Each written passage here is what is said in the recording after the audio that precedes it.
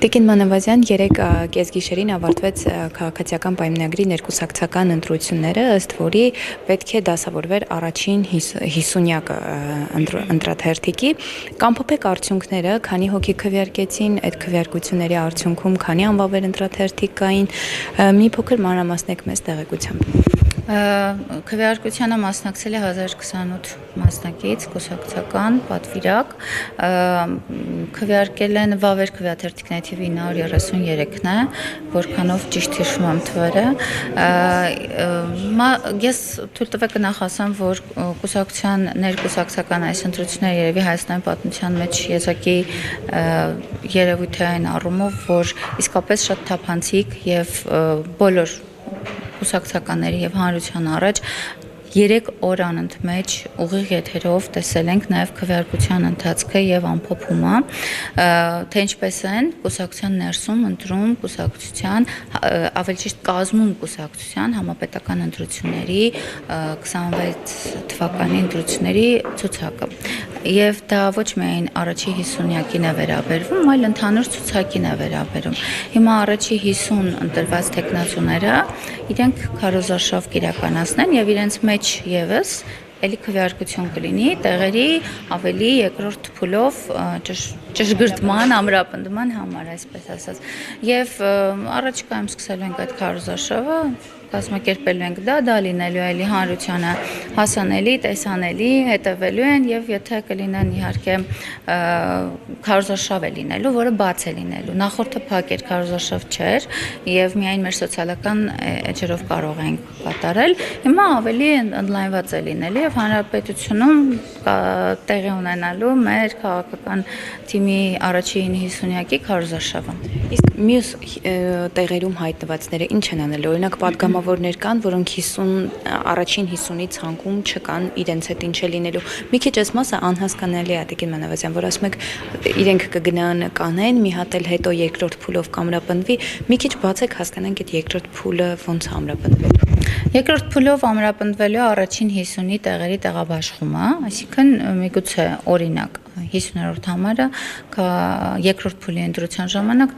գա 35-րդ պայմանական համար, դա քարոզարշավի արդյունքում եւ ընտրության փուլում, երկրորդ փուլում է լինելու։ 50-ից հետո մյուս մեր տեխնացուները, երբ վարչությունը վերջնական ցուցակը արդեն երկրորդ փուլից հետո կկազմի, արդյունքում ապրիլի 4-ին մեր մեծ համաժողովը տեղի կունենա, որտեղ կներկայացնենք համաժողովին եւ համաժողովի հաստատմանը։ Այսինքն համաժողովը ստացվում է իր քվեարկությամբ կազմել է այդ ցուցակը, հետո բերում ենք համաժողով ինքը հաստատում է այդ ցուցակը։ Իսկ երկրորդ փուլի ընտրությունները երբ են լինելու։ Մարտի 27-ին եւ 28-ին։ Տիկին Մանավազյան, ըստ ձեր դիրքի կուսակցությունում, այսպես ասեմ, ենթադրվում էր, որ դուք կանանց քվոտայում պետք է առաջնային դիրքեր զբաղեցնեք, բայց այդպես չստացվեց։ Ըստ ձեզ ո՞րն է պատճառը, որ ձեզ քիչ քվեարկեցին, օրինակ, քան Անահիտ Ավանեսյանին կամ Ալխաս Ղազարյանին։ Դե եկեք անձերով չբաշխենք, ես միգուցե ունեմ ինքս իմ մեջ վերլուծելով հասկանալու դա,